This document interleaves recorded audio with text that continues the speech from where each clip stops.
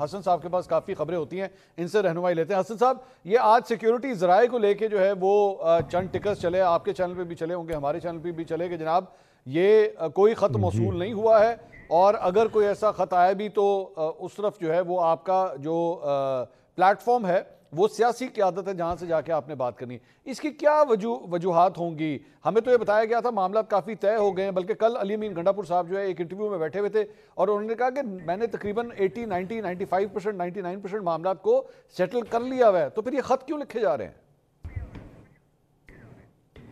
अब ये बात जो है ना कॉन्ट्रडिक्शन सामने आ गई ना। अब एक तरफ जो है अली अमीन गंडापुर साहब का दावा है, दूसरी तरफ ये जो खुला खत जिसको कह रहे हैं डॉक्टर हुमायूं मेमन साहब, तो देखिए खुद ही एक दूसरे को जो है ना कॉन्ट्रडिक्ट कर रही हैं ये बातें। अली अमीन गंडापुर साहब ने तो बहुत सी कहानियाँ सुनाई हैं। वो चाय पीने गए केपी हाउस में, फिर वहाँ से वो निकले, फिर वो कई ज़िलों पर जो है उन्होंने पता नहीं वॉक की, किस तरीके से 150 रुपया के 200 रुपया उनकी जेब में था। फिर वो खैबर पख्तूनख्वा असम्बली पहुँच जाते हैं, कभी उनका फ़ोन बंद हो जाता है, कोई मीटिंग के लिए जाते हैं, फिर वो वहाँ से वो गायब हो जाते हैं 9-9 घंटे, पता नहीं होता। तो उनकी सारी बातें जो है ना वो सच मानने वाली नहीं है। बहरहाल जो मानना चाहें उन पर कोई गिला नहीं है, क्योंकि उनका शायद मेरे ख्याल से अंदाज़े बयान इस किस्म का है कि कई लोग उनकी बात मानते भी हैं। लेकिन बहरहाल सर जो ये ख़त लिखा है सिक्योरिटी ज़राए से इस खबर को के हवाले से क्यों खबर आई है, तो बेसिकली सियासत के अंदर जब मुदाखलत के लिए आप कह रहे हैं कि जी हमारे मुदाखलत नहीं करनी और बार बार कहा जाए कि जी आप आएँ, तो उन्होंने भी इसका जवाब देना पसंद किया, लेकिन अपने आप को एट्रीब्यूट किए कराए बगैर।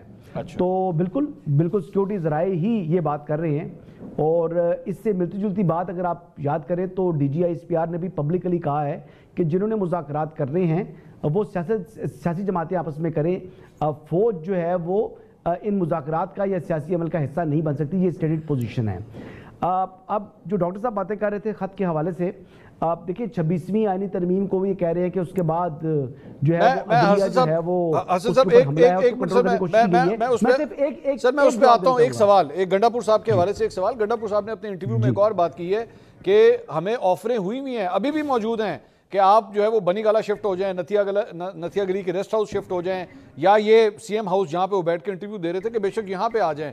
तो सर बात तो यहां तक पहुंच चुकी हुई है, आप नहीं, यकीन नहीं आता आपको कि ये ऑफरें इस वक्त जो है वो पाकिस्तान तहरीक-ए-इंसाफ को हुई हुई है?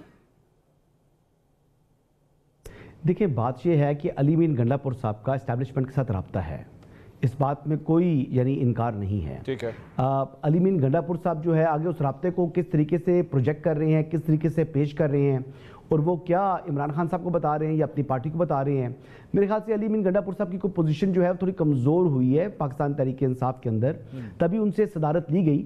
और फिर वो बैरिस्टर गौर साहब ने बयान दिया जी कि अली अमीन गंडापुर साहब की ही रिकमेंडेशन के ऊपर जुनैद अकबर साहब को जो प्रोविंशियल प्रेसिडेंट बनाया है। देखिए असल बात ये है, अब ये दोनों बातें गलत हैं जी।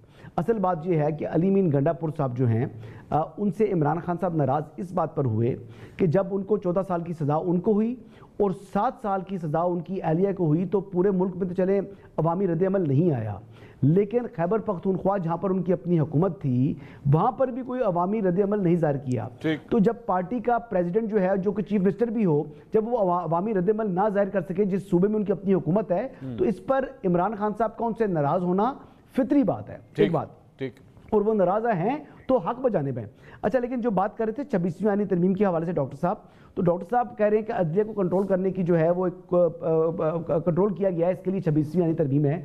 तो मैं डॉक्टर साहब से पूछना चाहूँगा कि अदलिया की हमारी अगर आप उठा के देख लें जो तारीख़ है, अगर तो वो सुनहरी तारीख़ होती और हमारी अदलिया मिसाली होती, फिर तो मैं डॉक्टर साहब की बात पर जो है वो ध्यान देता।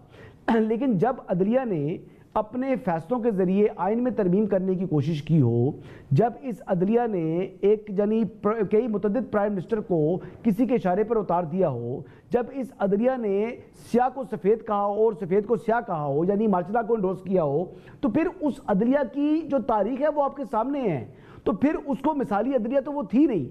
अब तो मेरे ख्याल से उसमें जुडिशल रिफॉर्म्स हो रही हैं, हो सकता है इसमें बेहतरी हो, थोड़ा इंतज़ार तो कर लें।